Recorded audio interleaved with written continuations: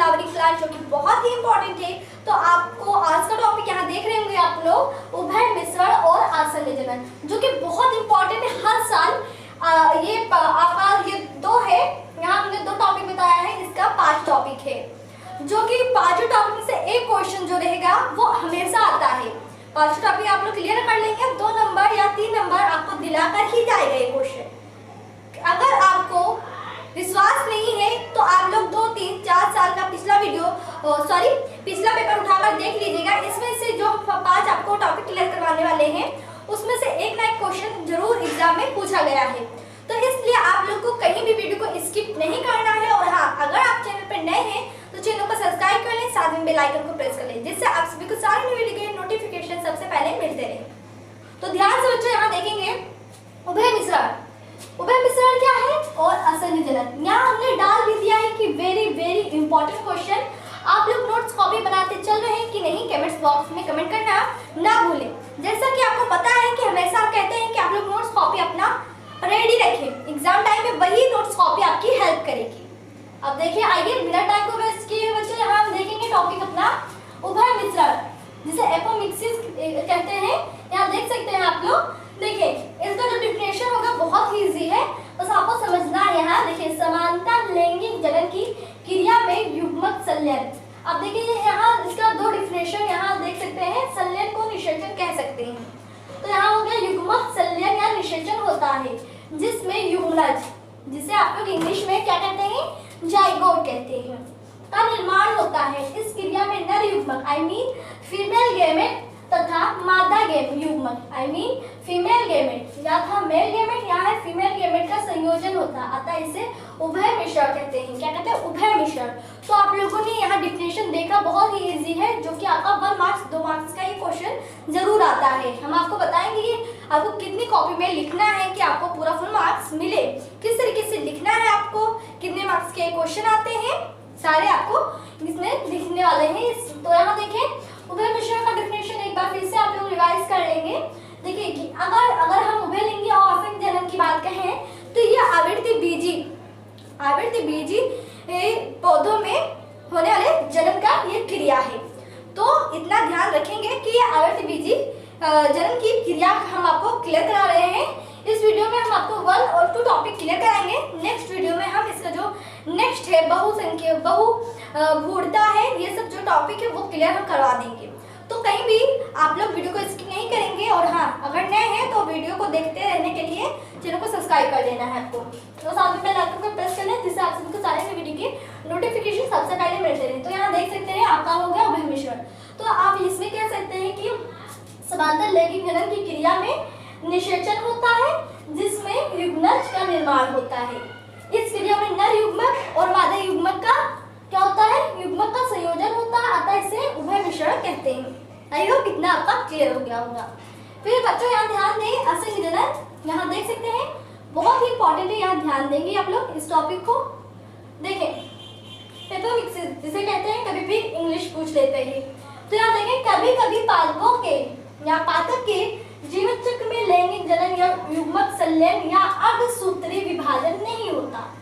मतलब हर चीजों में आप देखेंगे लैंगिक जनन होता है, उसमें अर्धसूत्री विभाजन होता है, बट इसमें क्या है, आसन्न जनन में आता है एपोमिक्सिस में कि कभी कभी पादप के जीवन चक्र में लैंगिक जनन या युग्मक संलयन या दूसरे भाषा में लैंगिक जनन कह लें या युग्मक संलयन कह लें या अर्धसूत्री विभाजन नहीं होता। तो इन तीनों टॉपिक का अर्थ एक ही है। यहाँ हमने तीनों टॉपिक इसलिए या करके लिख दिया है कि आप लोग जैसे कहीं अगर आपको क्लास में आके सर पढ़ा रहे हैं, तो अगर वहाँ उन्होंने पढ़ाया अर्धसूत्री विभाजन और आपने पढ़ लिया युग्मक संलयन, तो आप लोग कंफ्यूज ना हो, परेशान ना हो। तो देख सकते हैं या यहाँ लिख सकते हैं कि चक्र में लैंगिक जनन या युग्मक संलयन या कहते हैं अर्धसूत्री विभाजन नहीं होता, फिर भी नर पादप का निर्माण हो जाता है। क्या हो जाता है, नर पादप का निर्माण हो जाता है। यही क्रिया क्या कहलाएगी, आपकी आसन्न जनन कहलाती है। यह क्रिया क्या कहलाएगी, आसन्न जनन कहलाती है। अगर एग्जाम्पल देखें तो आपका क्रेटिस हो गया। क्या हो गया, क्रेटिस हो गया। देखें ये क्वेश्चन काफी इंपॉर्टेंट है, बता ही रहे हम आपको। तो देखें यहाँ हमने बताया कि कभी कभी पादपों के जीवन चक्र में लैंगिक जनन या युग्मक संलयन या अर्धसूत्री विभाजन नहीं तो होता है, फिर भी नए पादप का निर्माण हो जाता है। यही क्रिया क्या कहलाएगी,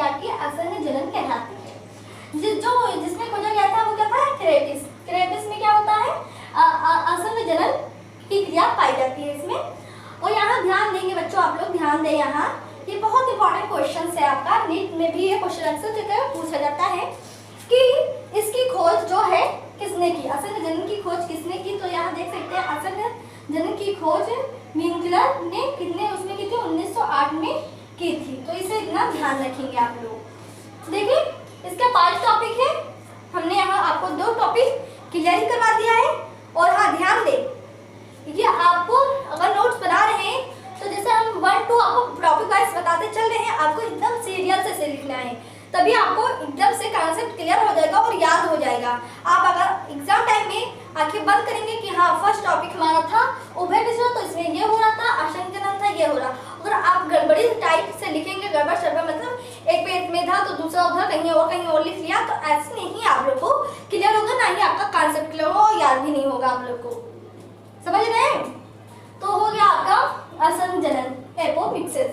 तो एपोमिक्सिस में आपने क्या समझा कि इसमें असूत्री विभाजन देख लिया जाए नहीं होता, या दूसरे भाषा में कह रहे युग्मक शल्यन नहीं होता है। फिर भी इसमें क्या हो जाता है, नए पादपों का निर्माण हो जाता है, बिना निषेचन के या बिना असूत्री विभाजन के ही इसमें क्या हो जाता है, नए पादपों का निर्माण हो जाता है। यहाँ देख सकते हैं नए पादपों का निर्माण हो जाता है।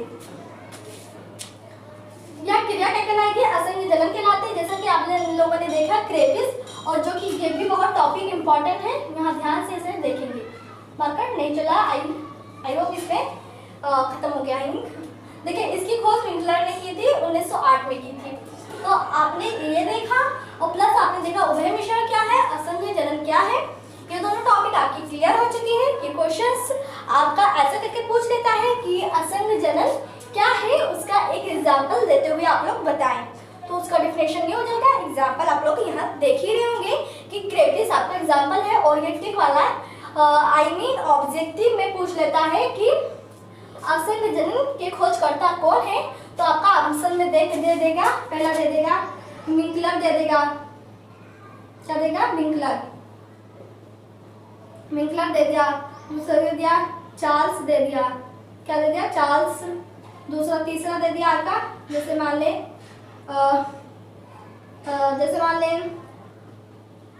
कलर।